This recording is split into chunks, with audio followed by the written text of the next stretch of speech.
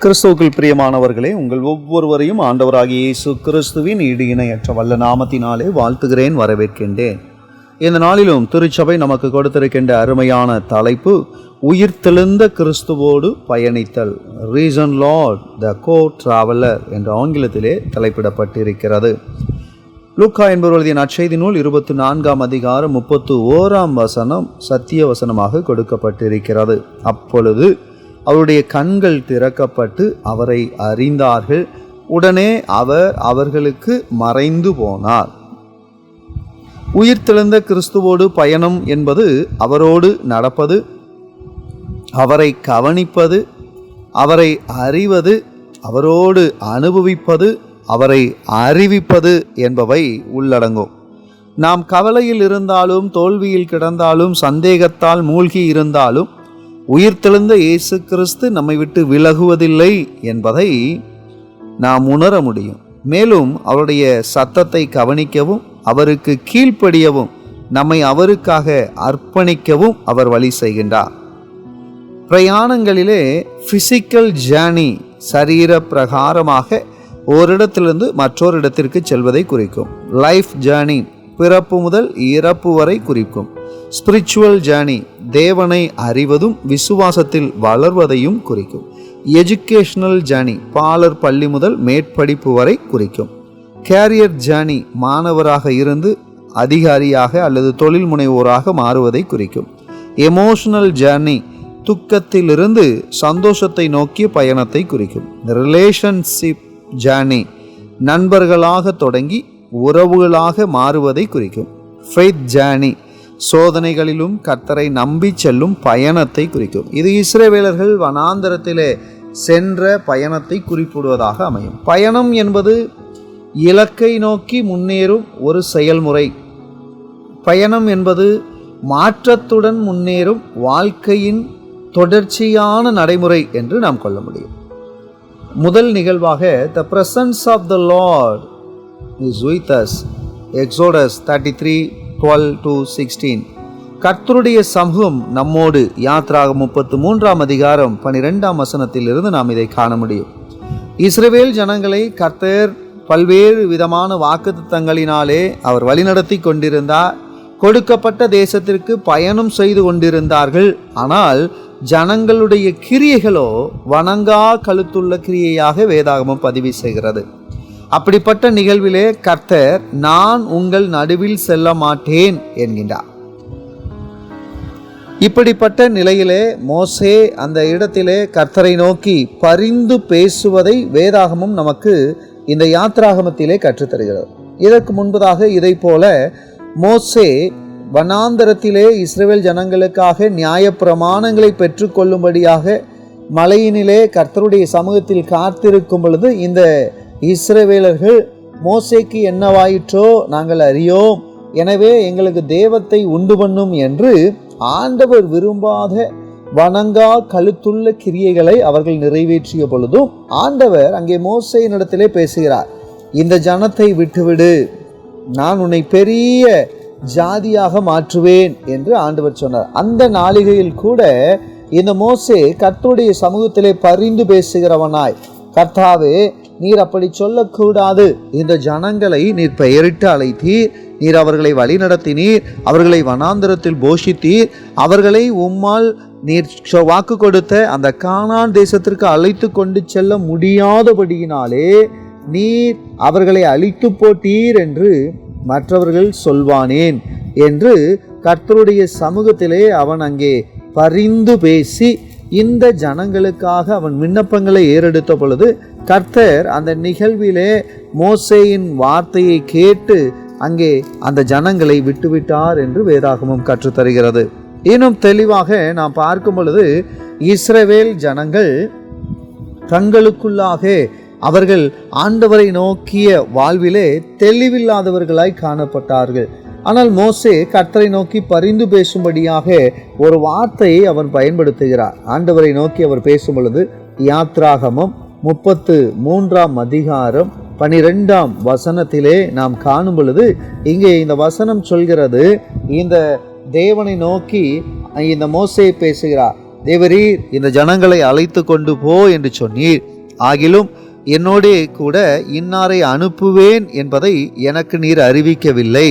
என்றாலும் உன்னை பேர் சொல்லி அழைத்து அறிந்திருக்கிறேன் என்றும் என் கண்களில் உனக்கு கிருபை கிடைத்தது என்றும் தேவரீர் சொன்னதுண்டே என்று ஆண்டவர் சொன்ன கிருபையையும் ஆண்டவர் அழைத்த அழைப்பையும் இங்கே மோசே மிகவும் தெளிவாக அவன் நினைப்பூட்டுகின்றான். 15ஆம் வசனத்திலே இந்த மோசே ஆண்டவரை நோக்கி பேசுகிறார். உம்முடைய சமூகம் என்னோடு கூட வராமல் இருக்கும் என்றால் எங்களை இவ்விடத்திலிருந்து கொண்டு போகாதிரும். ஏன் அப்படின்னு சொன்னா, ஆண்டவர் இல்லாம ஆசீர்வாதம் இருந்தாலும் வாய்ப்புகள் இருந்தாலும் வெற்றிக்கனிகள் கிடைத்தாலும் கர்த்தருடைய சமூகம் இல்லை என்றால் புரோஜனமற்றது என்பதை மோசே மிகவும் தெளிவாக அறிந்திருந்தார். அதைத்தான் ஒரு 16ஆம் வசனத்துல சொல்றாரு, நீர் எங்க கூட வந்ததினால் அல்லவா நாங்கள் விசேஷித்தவர்களாய் மாறினோம், நீர் எங்களோடு வருவதினால் அல்லவா என்று அவர் சொல்கிறார். இஸ்ரவேலர்களின் பெருமையோ படைபலமோ பணபலமோ அல்ல, கர்த்தருடைய சமூகம் அவர்களோடு இருந்தபடியினாலே. இன்றும் கிறிஸ்தவர்களின் அடையாளமாக உலக ஞானத்தினால் அல்ல, உலக செல்வத்தினால் அல்ல, உலக பதவிகளினால் அல்ல, கர்த்தருடைய சமூகம் உடனிருப்பதினாலேயே என்பதை நாம் உணர்ந்து கொள்ள வேண்டும். கர்த்தருடைய சமூகத்தை பெறுவதற்கு நாம் முயற்சிக்கிறவர்களாய் காணப்பட வேண்டும். 13ஆம் வசனத்தில், யாத்ரா 33ஆம் அதிகாரம் 13ஆம் வசனத்தில் மோசே சொல்றாரு, உம்முடைய கண்களில் இப்போது எனக்கு கிருபை கிடைத்ததானால் நான் உம்மை அறிவதற்கும் உம்முடைய கண்களில் எனக்கு கிருபை கிடைப்பதற்கும் உம்முடைய வழியை எனக்கு அறிவியும், இந்த ஜாதி உம்முடைய ஜனம் என்று நினைத்தருளும் என்று சொல்கிறான். மோசே தலைவராக இருந்தாலும் தேடியது அதிகாரத்தையோ வெற்றியையோ அல்ல, கர்த்தருடைய சமூகத்தையே. என்னை ஆசீர்வதியும் என்று அல்ல, நான் உம்மை அறிய வேண்டும் என்பதையே அவர் விரும்பினார். மோசே தான் விரும்பிய வழியை தெரிந்தெடுக்கவில்லை, கர்த்தருடைய வழியை தேடினார். என்னுடைய தகுதியினால் அல்ல, கர்த்தருடைய கிருபையினால் என்பதை வாழ்ந்து காட்டினார் இந்த மோசே. ஏன், எதனால அப்படின்னா, 14ஆம் வசனத்தில் பார்க்கிறோம், கர்த்தருடைய சமூகம் நமக்கு இருந்துச்சுன்னா, கர்த்தருடைய சமூகம் முன்பாக செல்வதோடு மாத்திரமல்ல நமக்கு இளைப்பாறுதலை தருவேன் என்று சொல்கிறார். வாழ்க்கை பயணத்திலே கர்த்தர் தூரத்தில் இல்லை, நம்மோடு இருக்கிறார். உலகத்திலே இளைப்பாறுதல் தற்காலிகமானது, அது வெளிப்புறமானது. ஆனால் கர்த்தர் அருளுவது உள்ளார்ந்ததும் நித்தியத்திற்கு உரியதும் ஆகும். கர்த்தருடைய சமூகம் நம்ம கூட இருந்துச்சுன்னா எதிர்கால பயமோ அல்லது முன்னேற்றத்தில் தடைகளோ இல்லாதிருந்ததை மோசே அறிந்திருந்தார். அனுதின ஜப வாழ்க்கை, கர்த்தர் கற்றுத்தரும் வேதாகம வாழ்க்கை, பரிசுத்தத்தை வளரச் செய்து கர்த்தரோடு நெருங்கிய ஒரு வாழ்வாக பயணத்திலே அந்த ஆண்டவருடைய சமூகம் இளைப்பாறுதலை தருகிறதா இருக்கிறது என்பதை அறிக்கை செய்கிறவனாய் இந்த மோசே அவர் தன்னுடைய வாழ்வை அமைத்திருந்தார். இரண்டாவது நிகழ்வாக, God is with us in our fears. பயத்தின் நடுவிலும் கர்த்தர் நம்மோடு. அப்போஸ்தலர் நடபடிகள் 18ஆம் அதிகாரம் முதல் 11 வசனங்களிலே இதை காண முடியும். அப்போஸ்தலனாகிய பவுல் கொரிந்து பட்டணத்திலே ஊழியம் செய்த பொழுது எதிர்ப்பு நிறைந்த ஒரு நிலை, நிராகரிப்பு நிறைந்த ஒரு இடம், பயம் நிறைந்த சூழல். இந்த சூழலிலே கர்த்தர் நேரடியாக பவுலிடம் பேசினார். பவுலின் பயத்திற்கான காரணிகள் என்ன அப்படின்னு சொன்னா, தனிமை. அதாவது தனிமை மன அழுத்தத்தையும் பயத்தையும் கொண்டு வரும். நம்ம இந்த அப்போஸ்தலர் நடபடிகள் 18ஆம் அதிகாரம் 2ஆம் வசனத்துல பார்த்தோம் அப்படின்னு சொன்னா, யூதர்களை ரோமாபுரியை விட்டு போகும்படி கிளவுதுராயன் கட்டளையிட்டு இருந்தபடியினாலே அங்கே தனியாக இருந்தபடியினால் இந்த மனுஷனுக்கு ஒரு பெரிய பயம். பவுலுக்கு நாம இங்க ஒத்தையில இருக்கிறோமே, நமக்குன்னு யாரும் இல்லையே அப்படிங்கிற நிலை. ஆனால் கர்த்தர் அவ்விடத்திலே கொரிந்து பட்டணத்திலே அங்கே ஆண்டவர் அக்கில்லா பிரிஸ்கில்லா ஆகியவர்களை ஆண்டவர் அங்கே ஏற்படுத்தி கொடுத்தார். இப்பொழுது அவர்கள் வந்துட்டாங்க, தனிமையை அவர்கள் மேற்கொள்ள ஒரு வாய்ப்பை ஆண்டவர் தந்தார். எதிர்ப்பு நிறைந்த ஒரு சூழலிலே இந்த அப்போஸ்தலனாகிய பவுல் காணப்பட்டார். ஒருவேளை இந்த எதிர்ப்பு எப்படிப்பட்டதா இருந்துச்சு அப்படிங்கிறத அப்போஸ்தலர் நடபடிகள் 18ஆம் அதிகாரம் 5-6 வசனங்களிலே நாம் காண முடியும். அப்போஸ்தலர் நடபடிகள் 18ஆம் அதிகாரம் 5-6 வசனங்கள்ல பார்த்தோம் அப்படின்னு சொன்னா, மக்கெதோனியாவிலிருந்து சீலாவும் தீமோத்தேயும் வந்தபோது பவுல் ஆவியிலே வைராக்கியம் கொண்டு இயேசுவே கிறிஸ்து என்று யூதருக்கு திருஷ்டாந்தப்படுத்தினான். அப்போ அந்த யூதர்களுக்கு அவன் சொன்ன பொழுது அவர்கள் எதிர்த்து வந்து தூஷித்த போது அவன் தன் வஸ்திரங்களை உதறி, உங்கள் இரத்தப்பழி உங்கள் தலையின் மேல் இருக்கும், நான் சுத்தமாய் இருக்கிறேன், இது முதல் புறஜாதியாரிடத்திற்கு போகிறேன் என்று அவர்களுக்கு சொன்னான் என்று சொல்லப்பட்டிருக்கிறது. எதிர்த்து நின்று தூஷித்தார்கள். கர்த்தருக்காக நிற்கும் பொழுது நிந்தைகள் வரலாம், நிராகரிப்புகள் வரலாம், அதனால் பயம் மேலோங்கலாம், வாழ்க்கையில ஒரு பெரிய சுமையா மாறலாம்.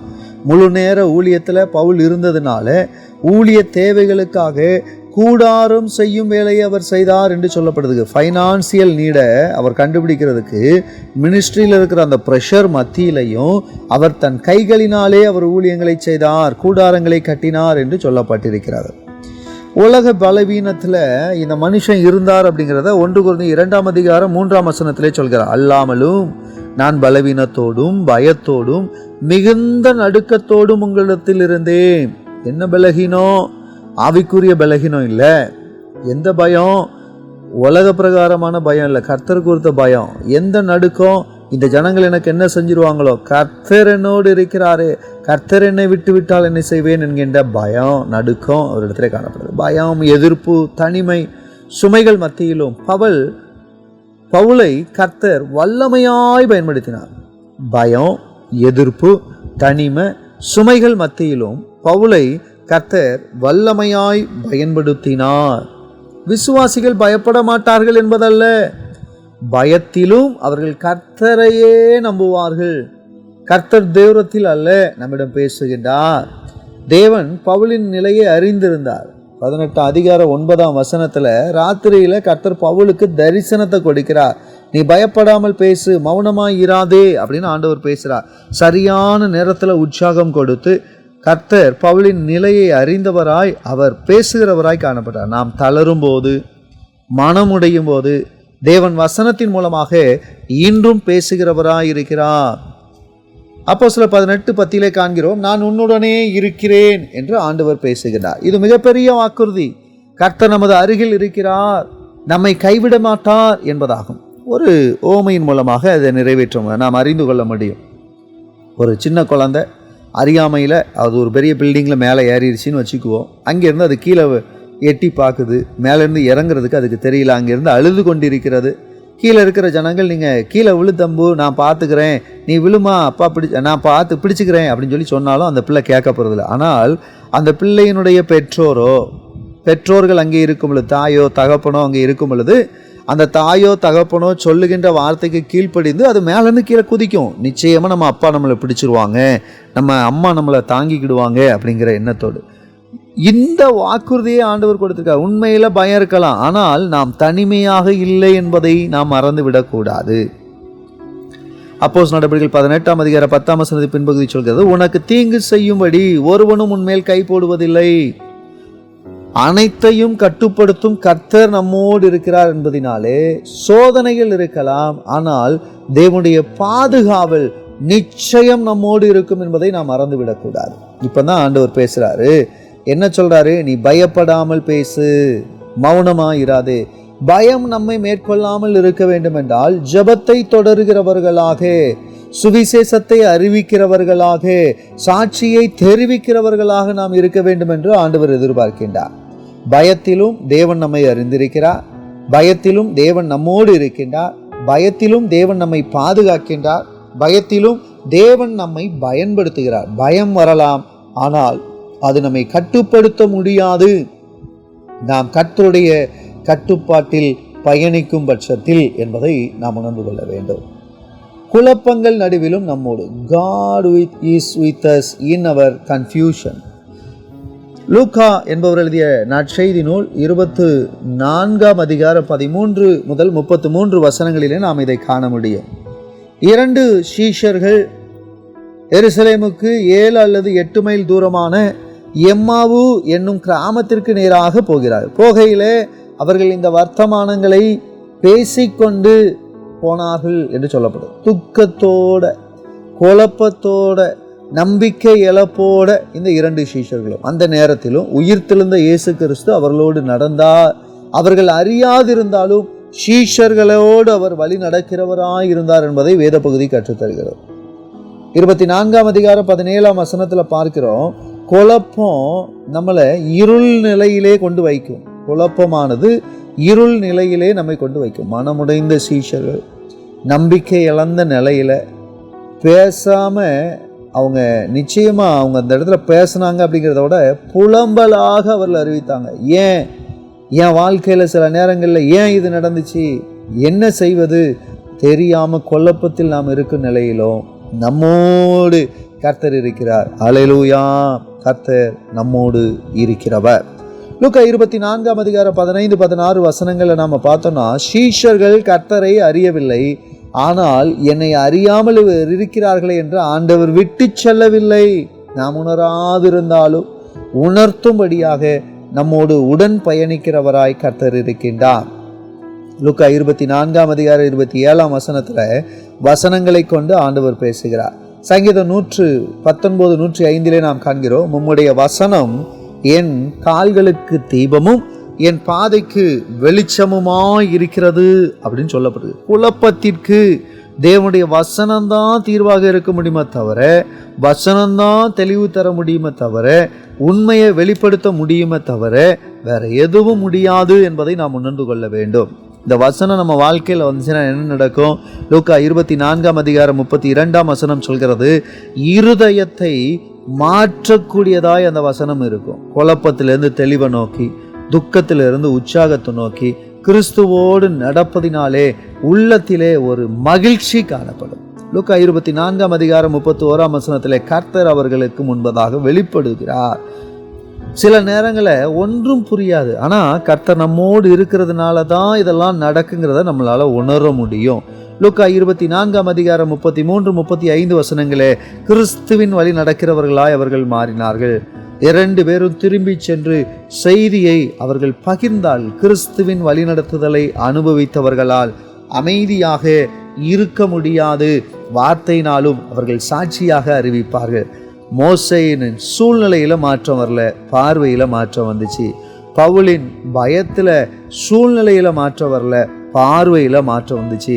சீஷர்களின் குழப்பத்துல அது மாற்றம் வரல, ஆனால் குழப்பங்களின் நடுவே பார்வையிலே மாற்றம் வந்தது. இந்த சம்பவத்தை நாம இன்னொரு பயணத்தோடு நாம் ஒப்பிட்டு பார்க்க முடியும். 2 ராஜாக்களின் புஸ்தகம் 6ஆம் அதிகாரத்துல ஒரு சம்பவம் சொல்லப்பட்டிருக்கும். சீரியா ராஜா இஸ்ரவேல் ராஜாவுக்கு யாரு நாம வர்றது செய்யறதெல்லாம் அறிவிக்கிறா அப்படின்னு சொல்லி கேட்கும் பொழுது, எலிசா என்று ஒரு தீர்க்கதரிசி இருக்கிறான் என்று கேள்விப்பட்டு இந்த எலிசா தீர்க்கதரிசியை சுற்றிலும் அழைத்துக் கொள்கிறான். ராத்திரியில வந்து சுற்றிலும் அழைத்துக் கொள்கிறான்.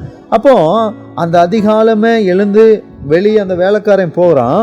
வேலைக்காரன் போய் பார்க்குறான், அவ்வளோ பெரிய கூட்டம், ஐயோ எவ்வளோ பெரிய கூட்டம், இவங்க நம்மளை சுற்றி வளைச்சிருக்காங்களே என்று அவன் வேதனையோடு, ஐயோ என் ஆண்டவனே என்ன செய்வோம் என்று அவன் கதறுகிறான். அப்போ அந்த இடத்துல எலிசா சொல்றாரு, பயப்படாத, அவர்களோடு இருக்கிறவர்களை பார்க்கல நம்மோடு இருக்கிறவர்கள் அதிகம் அப்படின்னு சொல்றார். அப்பொழுது எலிசா விண்ணப்பம் பண்ணி இந்த மனுஷனை பார்க்கும்படி செய்யும்னு சொல்றாரு. கர்த்தர் அவன் கண்களை திறக்கிறார். அந்த கண்களை திறந்த பொழுது எலிசாவை சுற்றிலும் அக்கினிமயமான குதிரைகளாலும் ரதங்களாலும் அந்த மலை நிறைந்திருக்கிறதை அவன் கண்டான் என்று சொல்லப்பட்டிருக்கு. ஒருவேளை நம்ம ஆவிக்குரிய கண்கள் பூட்டி இருக்கிறதுனால மாம்சீகமா நிறைய சூழ்நிலைகளை நம்ம பார்த்து என்னை சுற்றி வளைச்சிட்டாங்க, இனிமையா வாழ்க்கை அவ்வளவுதான் இல்லை. கிறிஸ்துவுக்கு பிரியமானவர்களே, சுற்றி வளைத்தது மாம்சீக பலம் என்றால் உங்களை சுற்றி பாதுகாப்பது கர்த்தருடைய கிருபை என்பதையும் கர்த்தருடைய சமூகம் என்பதையும் நாம் மறந்துவிடக்கூடாது. இந்த மனுஷ கண்கள் திறந்து பார்த்து ரொம்ப சந்தோஷப்பட்டான். எலிசா அந்த இடத்துல அந்த ஜனங்களுக்காக அவன் கண்மயக்கம் உண்டாகும்படியாய் ஜெபித்த பொழுது சீரியா படை முழுவதுமாய் இஸ்ரவேல் ராஜாவுக்கு முன்பதாக கொண்டு நிறுத்தப்பட்டதை வேதாகமும் கற்றுத்தருகிறது. ஆம், கிறிஸ்துவுக்கு பிரியமானவர்களே, நம்முடைய வாழ்க்கையிலையும் சூழல்கள் எப்படி இருந்தாலும் சூழல்களை மாற்றுகிறவர் நம்மோடு இருந்து நம்மை வழிநடத்த வல்லமை உள்ளவராயிருக்கிறார். நாம் கர்த்தருடைய சமூகத்தை நாடுகிறோமா? கர்த்தருடைய சமூகமின்றி நான் போக மாட்டேன் என்ற மனநிலை மோசையை போல நம்மிடத்தில் காணப்படுகிறதா? தேவனுடைய சமூகத்தை இழக்க நேரிடும் கிரியைகள், பாவங்கள் நம்மிடத்தில் இருக்கும் என்றால் அவைகளை விட்டுவிட நாம் தெளிவாய் இருக்கிறோமா? சூழலை மாற்றுபவர் நம்மோடு பயணிக்கிறார் என்பதை உணர்ந்திருக்கிறோமா? தேவனுடைய குரலை கேட்கின்ற அனுபவம் நம்மிடத்தில் இருக்கும் என்றால் கர்த்தரிடத்தில் நம்மை தாழ்த்தி அர்ப்பணிப்போம். ஜெபம், வேத வாசிப்பு, தேவ சமூகத்திற்கு முன்னுரிமை கொடுத்து நன்மைகளை சுதந்திரித்துக் கொள்வோம். ஆமென்.